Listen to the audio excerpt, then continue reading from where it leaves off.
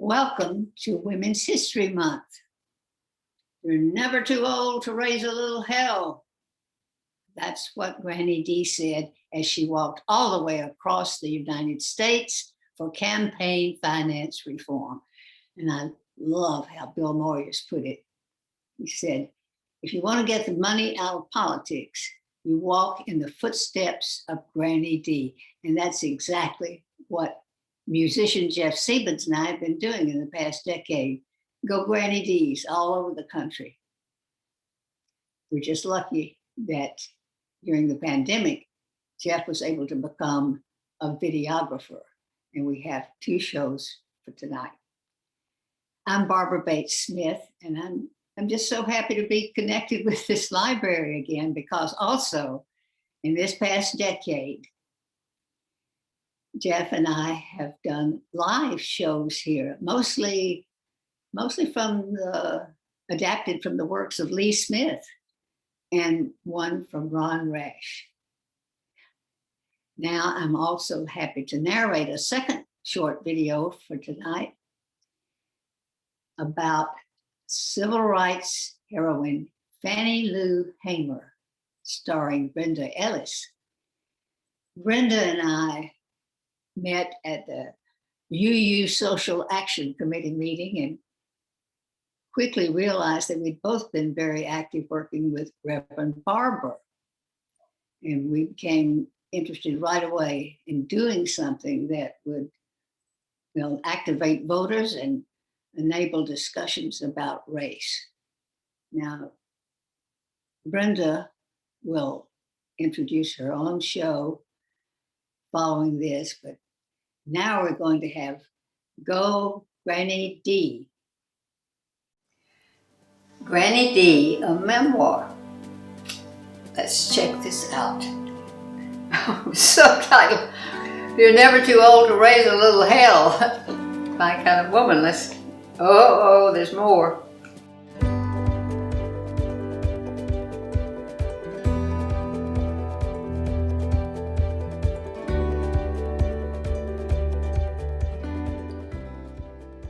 In February 2000, 90-year-old Doris Granny D. Haddock completed her 3,200-mile walk from Los Angeles to Washington, D.C. to bring attention to campaign finance reform. Wow, that is impressive. But I'm afraid if you ask people if they want campaign finance reform, this does not have a very sexy ring to it. They may not get it. But if you ask, is too much big money being put into our elections? They'll say it sure is, and I think it's awful. Why not make a video of this? Let's see. Granny D died in 2010. We'd have to get permission from this Dennis Burke, who put this all together from the journals she kept on her walk. Dennis Burke. I Googled like crazy to find Dennis Burke. Arizona Common Cause. That's our man. His response, Barbara, as Granny D would say, have at it and have fun. Not only that, he sent us a second book about her life before and after the walk. We'll get to that later. For now, I have picked out some of my favorite parts, some of which I will read from this journal, which she wrote daily in her own words. Other parts I've memorized, especially the speeches. Corporations are not people. At the same time, working on her New Hampshire accent, but mainly on her elocution, which she studied with plans to become an actress. And I've picked out a couple of costume pieces, not to try to become Granny D, no, just to capture her spirit along the way. But first we need to tell you how all this came about. It's 1998, and she and her son Jim are driving to Florida when he turns to her and he says, "Mother, what are you thinking about?" And she says, I'm thinking about walking all the way across the United States for campaign finance reform. Poor Jim, a 64-year-old himself, and his wheezing 88-year-old mother says something like this. Oh boy, he says, and keeps driving. It seems that on this long trip, she's remembering that meeting of her women's study group, the Tuesday morning academy, when she had lamented, it looks like you can't be elected to office anymore unless you have $1 million. One of her friends said, well, Doris, what do you plan to do about it? Well, she said she had learned the hard way that petitions were not enough. It seems the congressmen were no longer concerned about the needs of citizens who were not major campaign donors. She said she felt for the first time in her life politically powerless. Besides, her husband had died just a few years back, and she thought how better to spend her remaining years. Finally, Jim speaks up and says he will help her with her adventure if she will go into training and prove that she can walk 10 miles a day with a 25-pound backpack, sleep on the ground in a sleeping bag, and thumb her way back home if she decides to quit. In 6 months, she is ready, and he books her flight to L.A.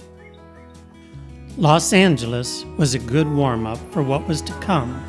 There, she was joined by Ken Heckler, the West Virginia Secretary of State and former speechwriter for Harry Truman. It seems that Ken had just tuned into one of her radio interviews and decided to pack his old kit bag and join her. Besides, his beautiful West Virginia mountains were being ravaged by strip mining coal companies under the protection of corrupt politicians. Well, these two old codgers walked through L.A. together like 20-year-olds, even though the reflections in the store windows showed something quite different. Forget those, she says. One's youth is always hiding just under the wrinkles, and life is in the moving on. Her first journal entry shows Granny D moving on and into California's Mojave Desert. Oh yes, her own words, just as they appeared in her journals, the first day of the new year 1999. I guess my real story begins in this desert, not to mimic the great spiritual stories that begin there. No. Sometimes with the urge to just walk into that desert and be done with it. Other times, she says, with the urge to have some ice cream with chocolate sauce. I figure life is what we patch together between these competing desires. Reporters want to write about the hardships of the quirky old woman. This old quirk, however, wants them to write about the corruption of our elections. The truth is, I wonder if this is ridiculous. How far can I get? Am I a fraud? At this point, a borrowed camper van arrives with Dennis Burke, her Arizona buddy, to help out through the desert. And she writes about a typical day from her journal, January 14, 1999. I rise before the sun. Rising early is natural for me. That's good because I take my hearing aids out and I can't hear an alarm clock. I have a bowl of cereal, bathe quickly, bandage up my toes, and put on my steel corset back support. That's enough journal. I'll put on my hat and take up as Granny D. I pick up where I left off the previous day for my 10 miles for today. In the dust ahead, I see Dennis's old van, now my overnight camper and oasis for water. After mile number 8 each day, I go there for a cold drink and a quick nap before my final 2 miles. This old body is never the same day to day. Some newly sore toe, some pinching or rubbing somewhere. The ache du jour. After age 40, it's always something. After 85, it's always nearly everything. It's better to die out here in meaningful pursuit than back home sitting in my old chair. I say this to myself 1,000 times a day. Sometimes I wear a bandana over my nose to keep out the blowing dust and sand. I look like Jesse James and feel about as mean. But finally, through all the dust and sand, I see the mountains of Arizona. I have crossed all of California, 260 miles, and I shall cross the Colorado River on my 89th birthday. Dennis has planned a parade in Parker, Arizona. Granny D is to lead it. NPR wants an interview crossing the bridge, and maybe Good Morning America coming out of the Mojave. Well, heavens, what's a sandstorm or two or a sore foot? Arizona, here we come, with the Marine Corps marching band striking up Happy Birthday. So what if they just happen to be in town for the annual parade? Some people are calling this Granny Luck, but no, she's on a mission, one where doors open for you, and she found her mission early. I bet she's having those memories as she walks along. It's Laconia, New Hampshire. World War I has ended, and there's an Armistice Day ceremony in the local cemetery. I'm an 8-year-old standing beside my mother in the crowd, all listening to an old gentleman struggling to recite from his weather-beaten memory the Gettysburg Address, with prompts from the patient crowd, as in, 7 years ago, our fathers brought forth on this continent a new nation. A new nation conceived in liberty and dedicated to the proposition that that all men are created equal. Oh, yes. Approaching the end, he draws a complete blank. And my mother, knowing that I had memorized that speech from the back of our dictionary, well, my father was a Lincoln Republican. She offers me up to stand beside him, where I hold his hand and finish it. That we here highly resolve that these dead shall not have died in vain. That this nation under God shall have a new birth of freedom, and that government of the people, by the people, and for the people shall not perish from this earth. And with that thrill of participation, my young sights were set. But now we'll return to her Arizona journey. After the Good Morning America interview, I walk out on my balcony and wave to a group of people standing below. Start to make a few remarks and wonder why they look so confused. They're waiting for the bus for their golf outing. It was in Salome, Arizona, that Granny D was admitted to the hospital with pneumonia. And where the hospital staff is quite impressed with my mission. One of the student nurses is holding forth on poverty in America, connecting it with corruption in politics. So even on the hospital ward, it's clearly seen that all reform roads lead to and should start with election reform. Her supporters told her that she had done well getting the walk underway. Now others could take over to finish it. My breath's short, but not so short I couldn't bark at him for even having such a thought. Besides, Jim Hightower has called from Texas to interview me on the air as I walk along. Near Tucson, 2 photographers from People magazine are walking backward, snapping away and chatting. One asks, "How did you manage to stay married for 62 years?" Great sex.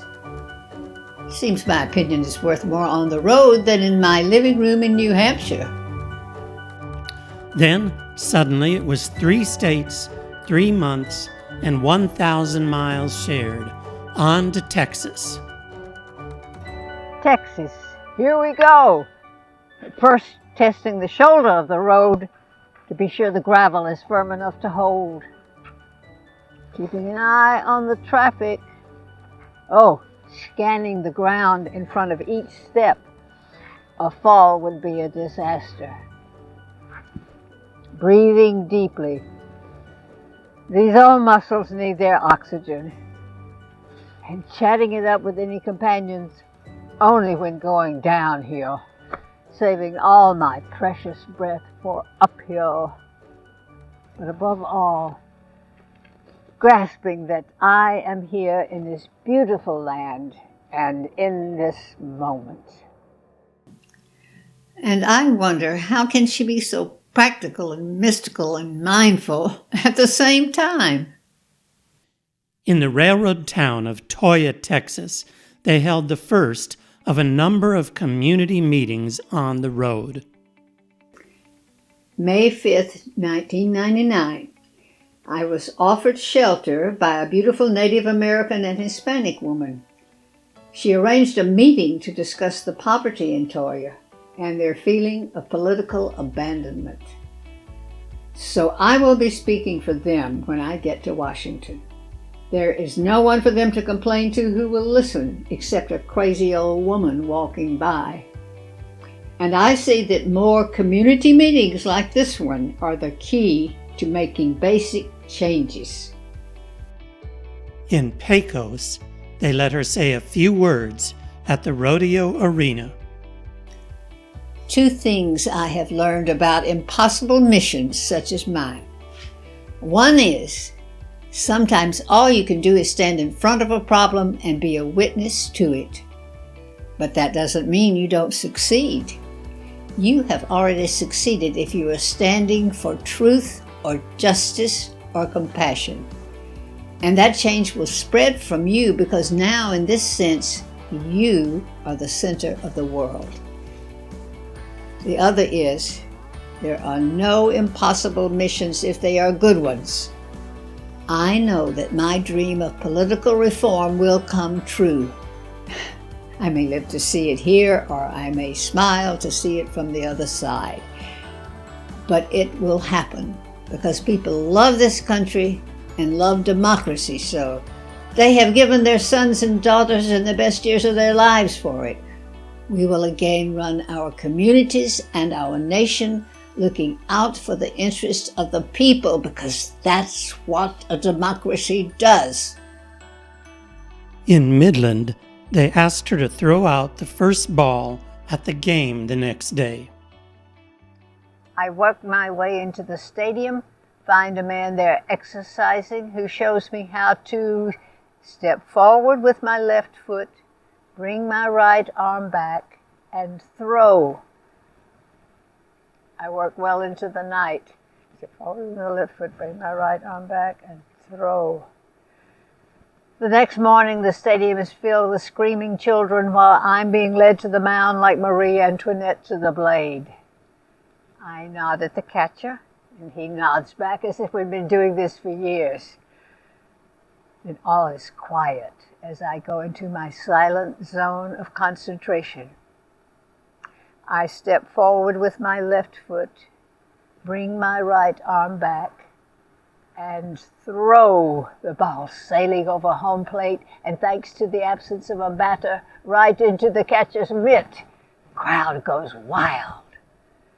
And I retire from baseball, going out at the top of my game. The walking trail to Fort Worth got crowded with Diane Rehm, ABC, NBC, and more. June 30th, 1999. Some of the late-night shows were making wisecracks. One said I was going to Washington to speak to the president, Herbert Hoover. John McCain asked me to fly to New Hampshire to stand with him as he announced for president. But I thought if I did all these fun things, I would never get to Washington. So I sent my regrets. Crossing into Arkansas at Texarkana, they headed to Arkadelphia, where they lit at Percy Malone's drugstore. where the Friends of Bill Clinton group still gathered for discussion, and where I learned about public financing of campaigns. The campaign receives advertising money from the state election fund. Special interest contributors are out of the picture. It seems she suddenly realized that's why it had passed in conservative Arizona as well as liberal Massachusetts, and she becomes an advocate for public financing of campaigns. Then they headed towards Memphis, where she paused to remember Dr. Martin Luther King. In Memphis, I spoke at the motel where Dr. King was killed. In Little Rock, I had spoken at the First Missionary Baptist Church where he had preached. I felt like a white bread sandwich at a parish banquet.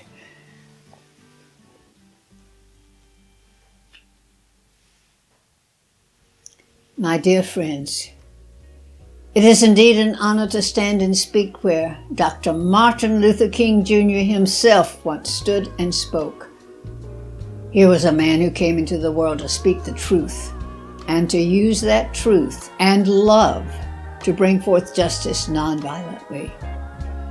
From Dr. King's work came good changes. The Voting Rights Act, the opening of universities and public facilities. His voice still rings in our ears. We hear you, Dr. King.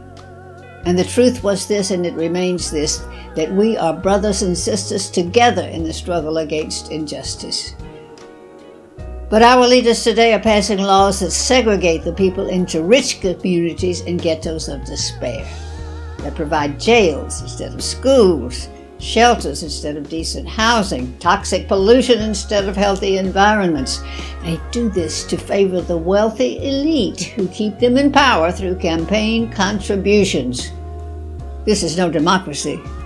There can never be true equality or justice so long as only the rich and privileged sit in the room of power, making rules for those outside the rooms.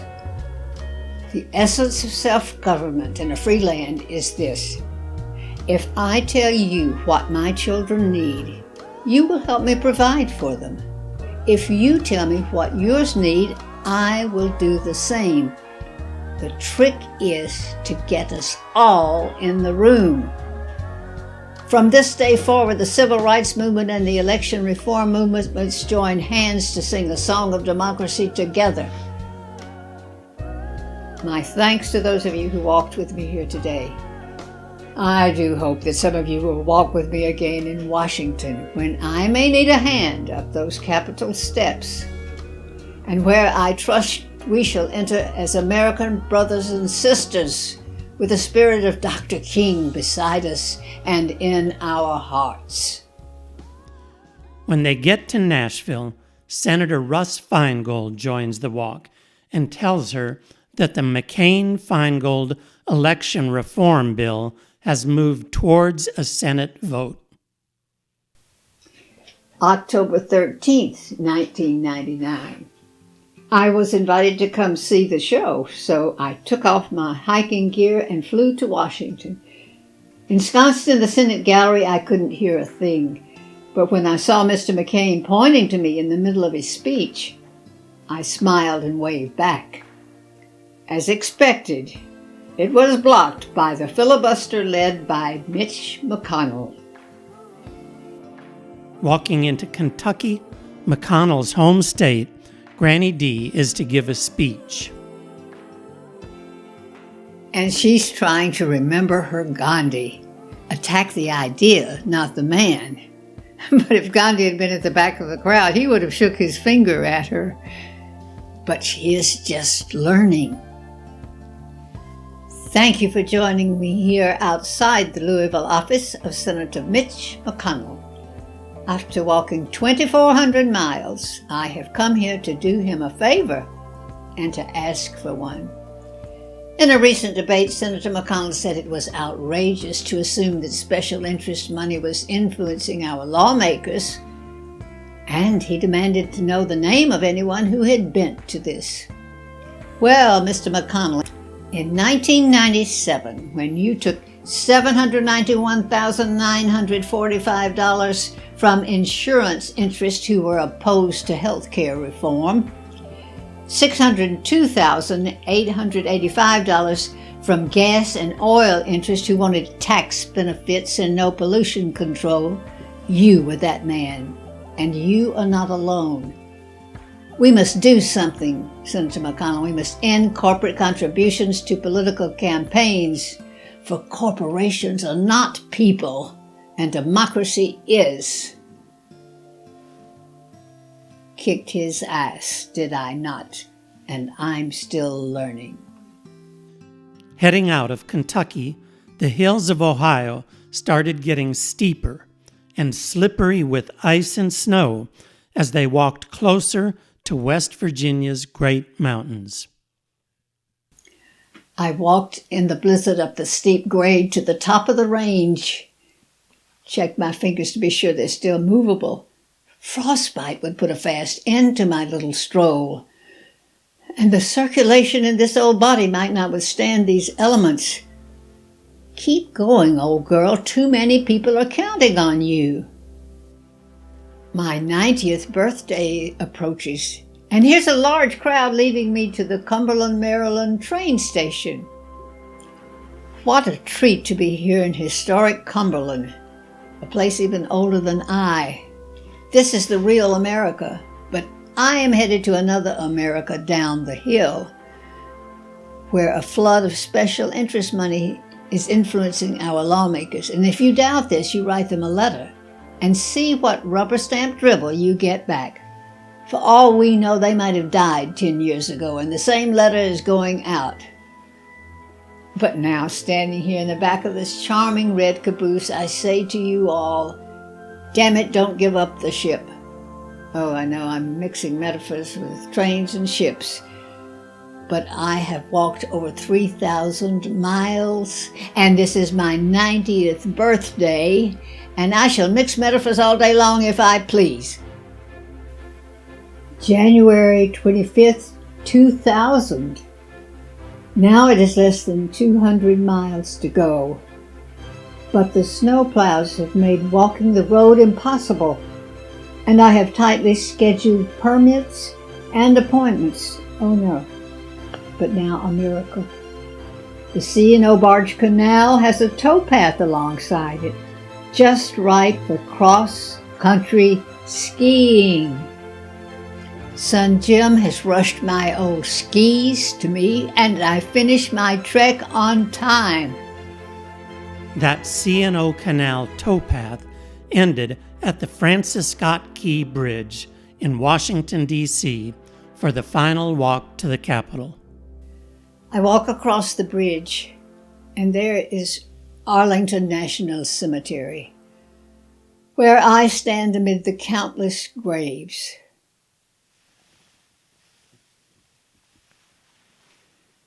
O brave spirits, did you not give your lives for a land where we might stand together as free and equal citizens, and not one where laws can be sold to the highest bidder? We hear your answers in the wind, a wind that must blow through the columns of the very Capitol itself. This is the day, Tuesday morning, February 29th, 2000. I arrive on the sidewalk outside Arlington. The news trucks are there from the network morning shows, and I give my last Happy Talk interview. Now it's on to the Capitol. I look around, and a large crowd is gathered, waving banners. New batches appearing each time the subway stops, then larger clusters, and now a steady stream. Oh, there's Jim Hightower in his white cowboy hat. Over there, Senator Ira Levin. Friends from Texas, Arkansas, Kentucky, the League of Women Voters. Women in wheelchairs from nursing homes.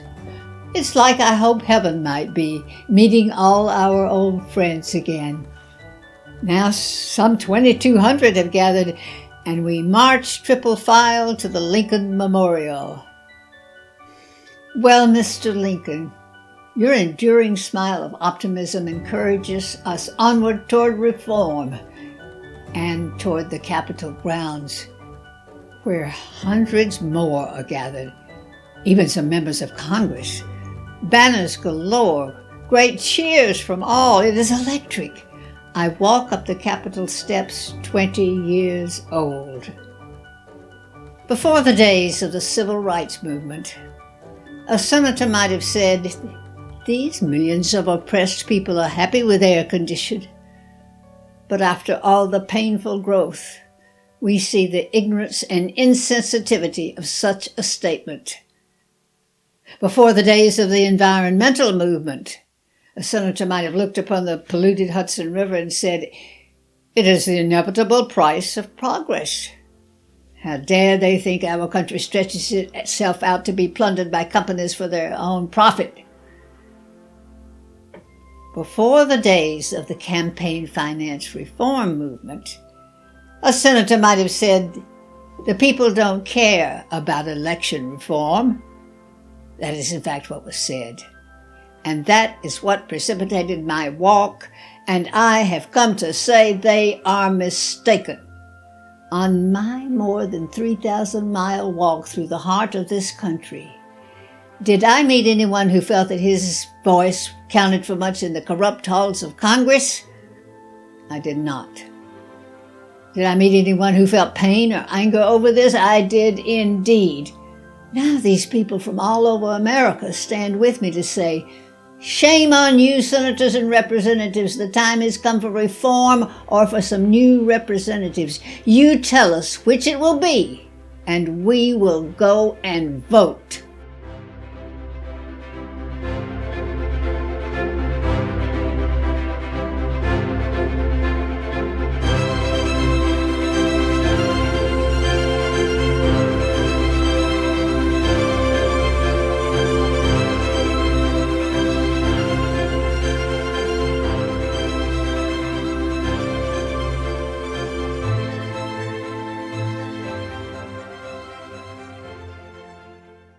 Hello, everyone. My name is Brenda Ellis. I have a question for you. How many of you have been threatened or beaten because you wanted to exercise your right to vote?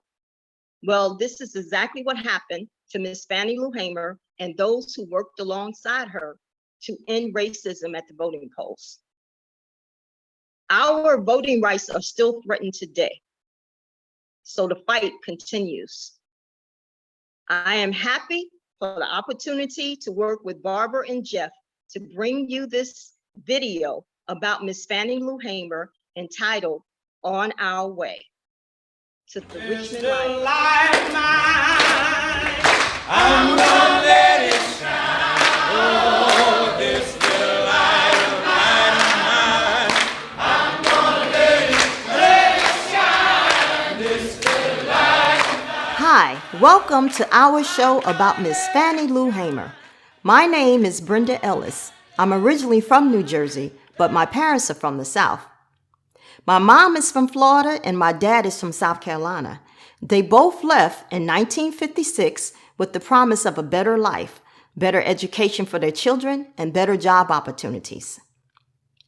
I would often hear the grown-ups say that the South is not the place to be. They would say something like, "I'm glad I left there," or "I ain't lost nothing in Mississippi or Alabama." Wait a minute, Brenda, did you say Mississippi? Yes. Well, wasn't Fannie Lou Hamer a Mississippi sharecropper who in 1964 was on her way to the Democratic National Convention in New Jersey, your home state? Well, but maybe you were not even born then. Yes, I was. My earliest memory of the Civil Rights Movement is when I was a little girl and our choir director taught us a beautiful song. And it was sad, but every time I sang it, I would see some of the members in the congregation, they would begin to tear up and some of them would start to cry. And I didn't understand why they were crying. But through the eyes of a child, I thought I had the ability to make people cry when I sang. We shall overcome. We shall overcome. No, I didn't understand why they cried, but I would soon learn later as I grew up that racism was a bitter pill to swallow, and I was still singing that song. Oh, deep in my heart, I do believe we shall overcome someday. Wow. Oh, I'm Barbara Bates Smith, and I'm so proud that we could put this virtual show together. Not so proud, Brenda, that in 1964, I was so firmly ensconced in my own white privilege, settling my little family into a house in Lakeland, Florida, not in Alabama, my home state. No, not Alabama with its shameful, the bombing of the Birmingham church, Sheriff Bull Connor and his bulldogs, not to mention Governor George Wallace blocking the university door. No, I did not return to fight the good fight, and now I apologize for that. Now, jumping to 2020, I meet Brenda Ellis, and we pretty much hit it off, right? Right away. We're both big fans of Reverend William Barber. Yes. You were working with that. And him in the Poor People's Campaign at the time. And I went to jail with him in North Carolina. Mm-hmm. And now you've given me this T-shirt. Your T-shirt to wear as narrator for this show about this powerful Black heroine, Fannie Lou Hamer. And you're the one who told us about her. Thank you, Brenda. You're welcome. Fannie Lou Hamer, John Lewis, Martin Luther King, and Medgar Evers made the ultimate sacrifice so that we could vote and live free. We dedicate this show to all the freedom fighters, past and present. The fight continues, but we are on our way. Okay, here we go. And this is what you need to know. It's 1964. And Fannie Lou Hamer has already been firing up the local schools and churches with assistance from SNCC.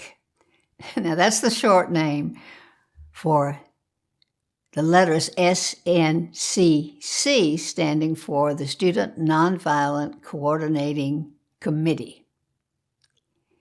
And now, with their help, Mrs. Hamer is on her way to the Democratic Convention in Atlantic City, challenging the all-white Mississippi delegation to seat her new Black Freedom Democrats.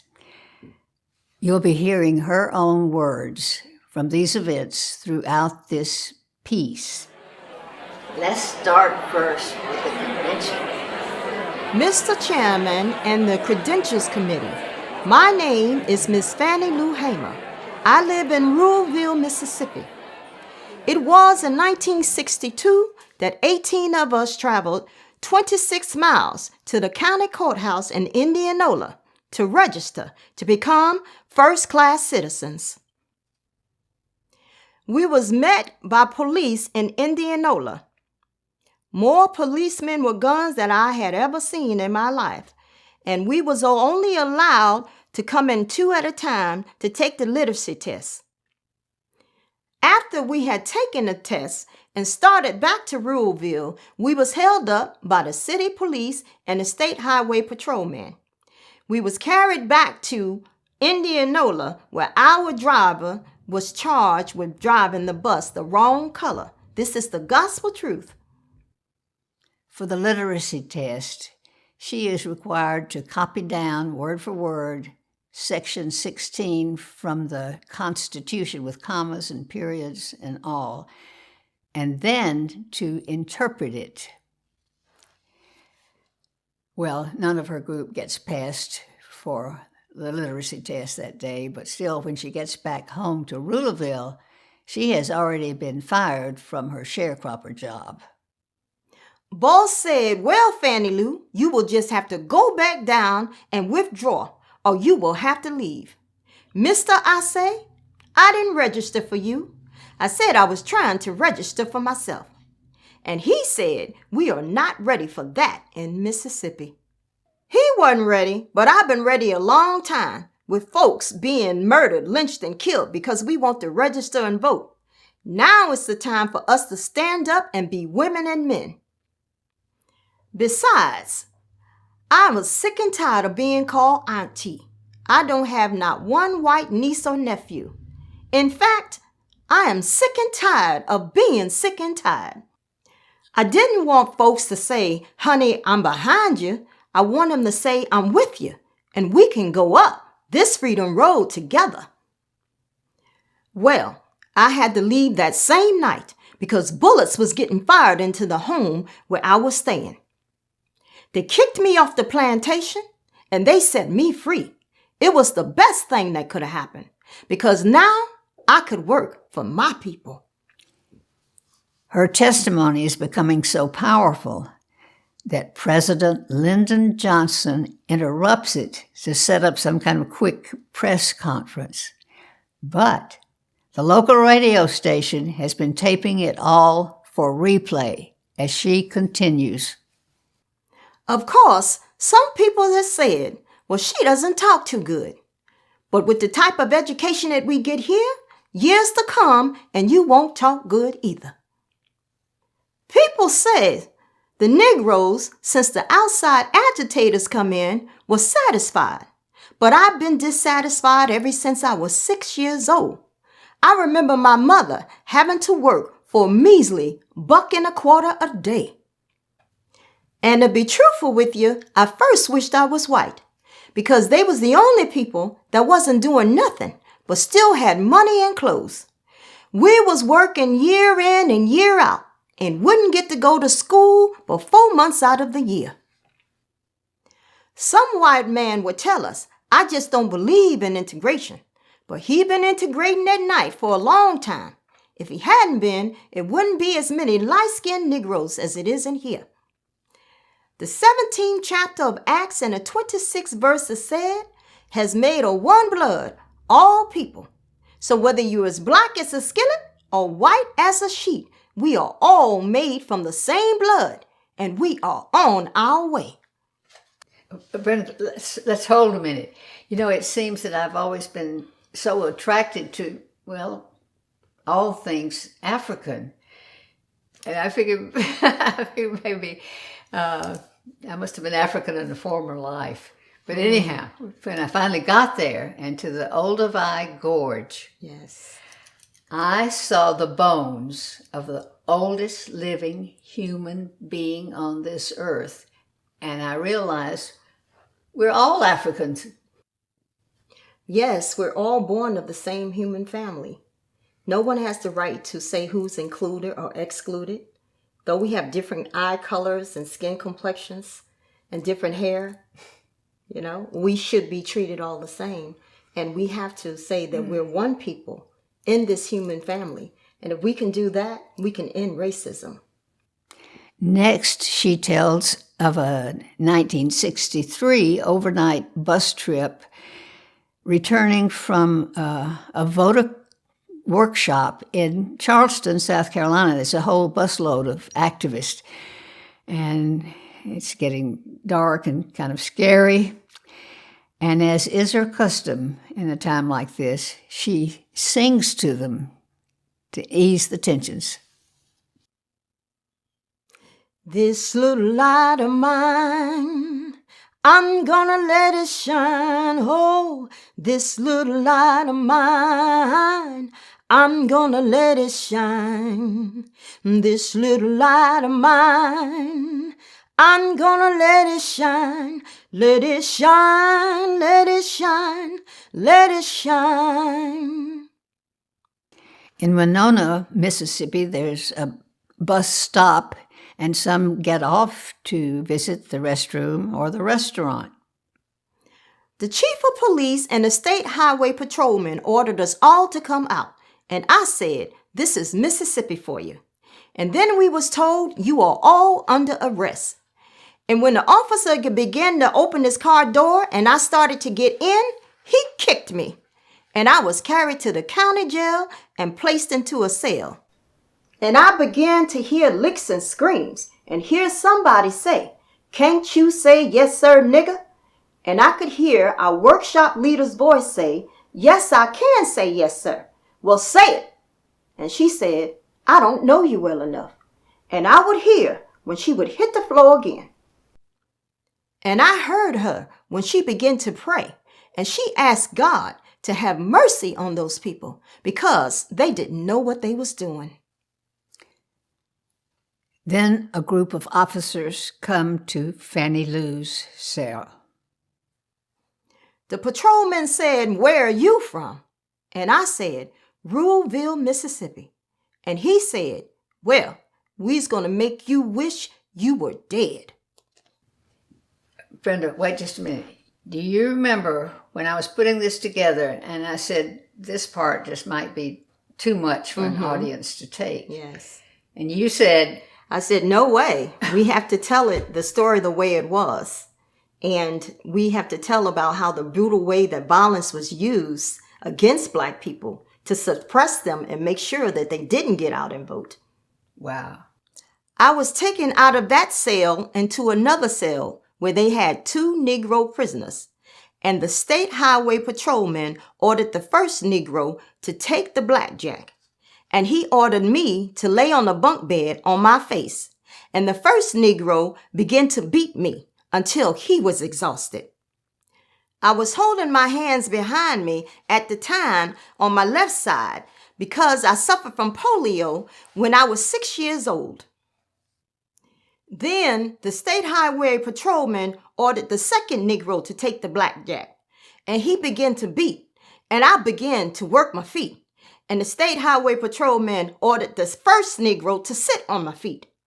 And I began to scream. And one white man got up and began to beat me in my head and tell me to hush. Another white man, my dress began to work up high. And he walked over and pulled my dress. I pulled my dress down and he pulled my dress back up. And after a while, I must have passed out. And when I did raise my head up, the patrolman said, "Get up from there, fatso." But I couldn't get up. But I kept trying. And you know God is always able. And after a while, I did get up. And I went back to my cell. I was in jail when Brenda Ellis was murdered. She has also suffered a lifetime kidney injury and a blood clot in her left eye. At the trial, she sees the same patrolman sitting there on the jury. She is charged with disorderly conduct and resisting arrest. And I want to say tonight that America is not the land of the free and the home of the brave. A house divided against itself cannot stand. And without them considering us as human beings, one day America will crumble. Because God is not pleased with all these killings for no reason at all. God is not pleased with the Negro children in the state of Mississippi suffering from malnutrition. And God is not pleased that we have to go raggedy each day. God is not pleased that we have to go to the field and work for 10 to 11 hours for $3 lousy. The 5th chapter of Matthew said, "Blessed are they that mourn, for they shall be comforted." We have mourned a long time in Mississippi, but we're on our way now. We're on our way and we won't turn around. And I believe tonight that one day in the state of Mississippi, if I have to die for this, we shall overcome. And one day, the little Negro boys and the little Negro girls will not have to be afraid to walk down the street because of so much hate that a policeman will want to jump on a kid. Brenda, another stop. What about the police situation today? We're still afraid when we see police officers approaching us. We don't know whether we're going to survive that encounter. The Statue of Liberty reads, "Give us your tired, your poor, your huddled masses yearning to breathe free. We still can't breathe free today, and we still are yearning to live free. You're so right. And for that, we need new policy, new laws. And for that, we have to vote. If the Freedom Democratic Party is not seated now, then I question America. Is this America, the land of the free and the home of the brave, where we have to sleep with our telephones off the hooks because our lives are being threatened daily, because we want to live as decent human beings in America? Her testimony at the convention has won her 2 Black delegates, not nearly sufficient. But more importantly, it has empowered her and others to say that silence is no longer an option. We have prayed and hoped to God to bring about a change. And now the time has come for people to stand up. And there's something real peculiar, but still it's great. There used to be a time when you would hit a Negro, a white man would hit a Negro, and the others will go and hide. But it's a new day now. When you hit a Negro, you're likely to see 1,000 there, because God care. God care, and we care. Thank you. I'm